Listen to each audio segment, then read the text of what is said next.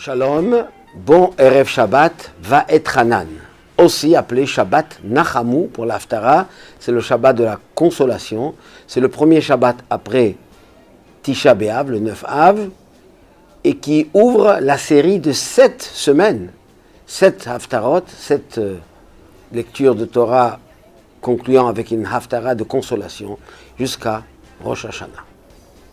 Et dans cette paracha va être Hanan, Moshe Rabbeinu raconte de nouveau l'événement exceptionnel du don de la Torah sur le mont Sinaï, les 10 commandements, le décalogue.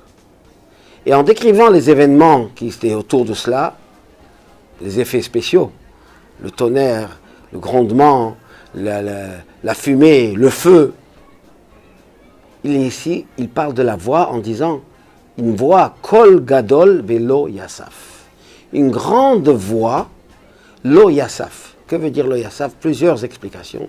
Parmi elles, une voix qui ne s'est pas arrêtée, qui continue. Et plus encore dit le Midrash, une voix qui s'est divisée en 7 voix, où chacune de ces sons se divisait en 10, faisant au total 70 correspondant aux 70 langues des 70 nations que Dieu a créées dans le monde, qui sont divisées aujourd'hui en beaucoup plus, mais à l'origine c'est Yatseg Volot Amim, au nombre des Bnei Israël, 70. Et là, évidemment c'est un miracle, c'est une voix qui a continué. À part ce miracle, quel enseignement que nous devons tirer de cet événement exceptionnel? C'est que la Torah que nous savons, ce n'est pas une loi que Dieu nous a donnée, une religion, une constitution, non. C'est Dieu lui-même qui s'est donné à nous dans la Torah, comme disent nos sages sur les 4 lettres du premier mot Anochi, je suis, Aleph, c'est Ana, Nun, Nafshi, Ketavit, écrit, Yahavit, donné. Dieu dit, je me suis écrit et je me suis donné à vous dans la Torah. La Torah, c'est la notion de la connaissance divine, Chochmato Ortsono, sa sagesse et sa volonté, qu'il nous a offert, par laquelle nous nous approchons et nous rentrons dans l'union avec Hachem. Maintenant, cette voix qui a été donnée au mont Sinaï pour la première fois ne s'est pas arrêtée. Ça ne s'est pas limité au décalogue, ni aux 5 livres de Moshe Rabbeinu, du Chumash, le 5e c'est de Moshe, ou les prophètes. Ça a continué constamment, sans interruption, jusqu'à nos jours. Cette voix de la Torah, cette voix de la sainteté divine, va et continue et pénètre dans tous les enseignements de la Torah. Car la Torah que nous avons, on dit les 5 livres, mais il y a toute la Torah orale, des dizaines de milliers d'ouvrages, de commentaires, de développement, de mitzvot, elles sont toutes de Sinaï.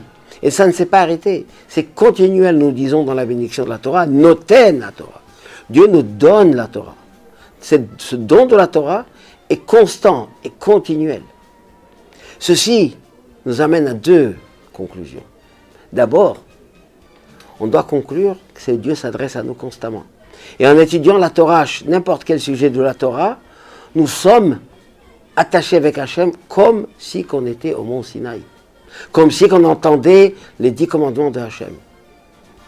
Et plus encore, cette voix, ça s'est divisé en 70 langues, ce qui représente l'humanité tout entière. Et c'est une consolation pour nous. Dans cet exil, presque plus de 1900 ans, précisément cette année, 1953 ans, où nous les Juifs, on est dispersés dans le monde entier, partout où nous sommes, on s'intègre plus ou moins, on apprend la langue du pays, et à travers cette langue du pays, on étudie dans cette langue, par cette langue, la Torah, par cette tradition correspondant à la Torah, on élève, on sanctifie, on réalise réellement la mission que Dieu a confiée à tous les Juifs dans cet exil, c'est de ramener toutes les étincelles du monde, dans les langues du pays, bien sûr, quand ça correspond à la Torah. Et là, on nous apprend quelque chose d'extraordinaire. C'est que même quand on étudie en français, ou en autre langue, on prie en français, on lit les textes, on a la même Kedusha, on a la même sainteté. Pourquoi?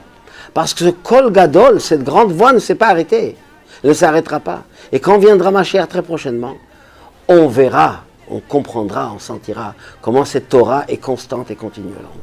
eh bien c'est une grande consolation. Que Dieu fasse que nous soyons tous consolés très prochainement avec la reconstruction du Beth Amikdash, du troisième, qui inclura en lui les deux premiers.